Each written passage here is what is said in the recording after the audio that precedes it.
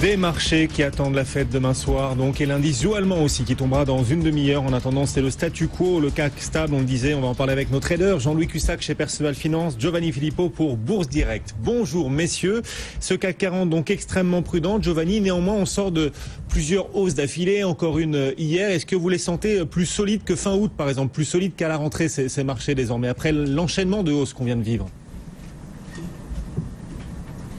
Oui, bien entendu, je le pense, oui, effectivement, plus solide que ce qu'on a vécu cet été, où on était un peu, je dirais, sous une chape de plomb, à tort ou à raison, mais en tout cas, bon, on est vraiment ressorti un petit peu par le haut lundi de la semaine dernière, donc voilà, mais c'est vrai que très rapidement, on est retombé dans une certaine morosité, le volume d'activité est relativement faible, mais ça n'empêche pas, si vous voulez, quand même les mouvements, donc on est sur un signal d'achat qui est à court terme, qui est non affirmé, une volatilité qui est relativement basse sur l'échéance octobre, hein, sur un strike à la monnaie, on est en dessous des 10, donc c'est extrêmement bas.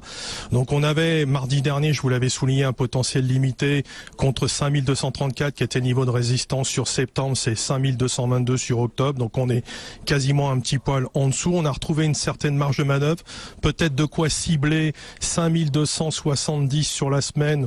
Tant qu'il n'y aura pas de signal négatif, il n'y en a pas pour l'instant. Donc on conserve toujours un billet acheteur en ce qui nous concerne au-dessus de 175 en base journalière et surtout au-dessus de 184, 197 à court terme. On a payé un petit peu ce matin sur 210 pour viser 230, 248 sur la journée. Pas mal de choses cette semaine, un peu plus que la semaine dernière.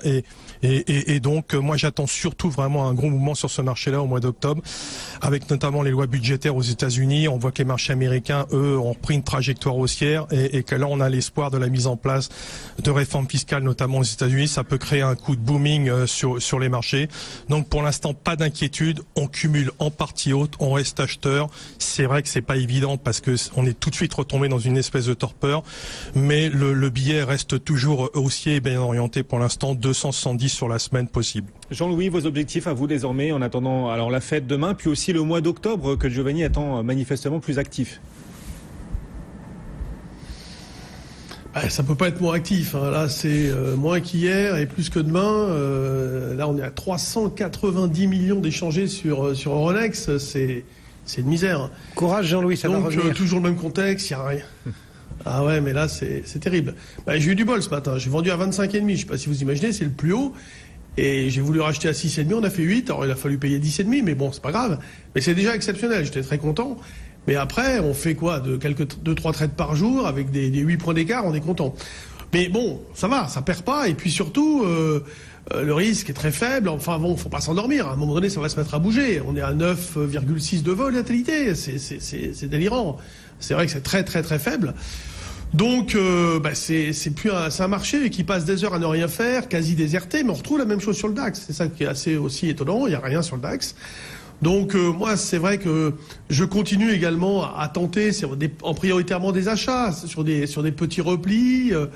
La principale ligne d'achat qu'on avait positionnée ce matin, c'était à 5196,5, c'était le trade du jour. Mais on l'a pas fait, et puis ça fait un petit bout de temps qu'on le fait pas. Bon, c'est vrai que ça donne le ton, ça donne l'idée qu'il faut continuer d'essayer d'acheter, on est quand même du bon côté. Maintenant, dire que le marché est plus solide qu'au mois d'août, non, je crois même pas.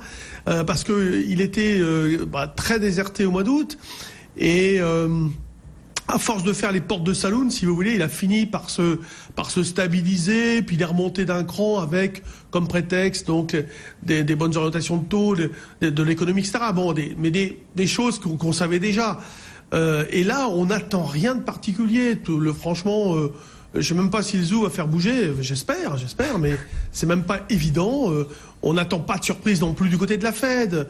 Non, je sais pas ce qu'on attend. Sincèrement, on peut toujours trouver des fausses raisons, mais je pense que tout simplement, les paris sont faits, les paris sont assez importants au niveau des gestions. Ils ont pris leur position et j'entends sur votre antenne des gérants qui disent voilà, je vise 5005 pour la fin de l'année. Ils ont probablement raison de travailler comme ça parce que c'est leur idée, et puis ils ont une logique. Et puis d'autres qui vont dire je vise plutôt un repli, mais pour acheter aussi. Donc tout le monde est potentiellement acheteur pour l'instant.